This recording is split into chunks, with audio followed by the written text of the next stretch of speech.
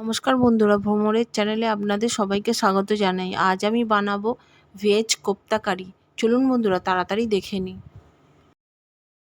প্রথমে একটা ছোট সাইজের বাঁধাকপিকে গ্রেট করে নিয়ে অল্প নুন দিয়ে ভালোভাবে মাখিয়ে নিয়ে আধ ঘন্টার মতো ঢাকা দিয়ে রেখে দেব।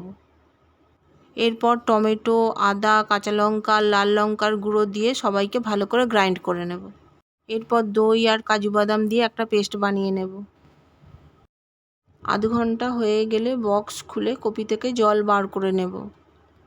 ধনেপাতা বড় চামচে 2 চামচ, বেসন, লাল লঙ্কার গুঁড়ো, ধনে গুঁড়ো, জিরে গুঁড়ো, চাইনিজ মশলা, চিকেন মশলা, 1 চামচ তেল দিয়ে সবাইকে ভালোভাবে মিশিয়ে নেব।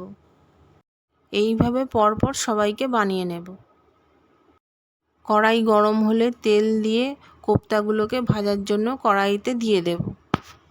ভালোভাবে ব্রাউন করে ভেজে নেব। ব্রাউন করে ভাজা হয়ে গেলে তুলে নেব। এইভাবে সমস্ত কোপ্তাগুলোকে ভেজে নেব।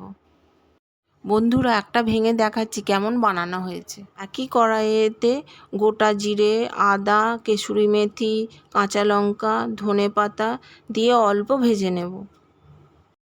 এরপর বানিয়ে রাখা টমেটো পেস্টটা কড়াইতে দিয়ে দেব। এরপর হলুদ গুঁড়ো, লাল লঙ্কার গুঁড়ো, ধনে গুঁড়ো, চাইনিজ মশলা, চিকেন মশলা দিয়ে একটু নাড়াচাড়া করে নেব। স্বাদ মতো নুন দিয়ে দেব। দই আর কাজু বাদামের পেস্টটা কড়াইতে দিয়ে একটু নাড়াচাড়া করে নেব। এরপর অল্প কুসুম গরম জল দিয়ে দেব। ফুটে গেলে ভেজে রাখা কোপ্তাগুলো কড়াইতে দিয়ে দেব। ঘন ঘন হয়ে গেলে গ্যাস বন্ধ করে নেব।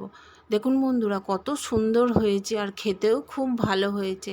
আপনারাও বানান আর আমাকে কমেন্ট করুন। লাইক, শেয়ার, সাবস্ক্রাইব করতে ভুলবেন না।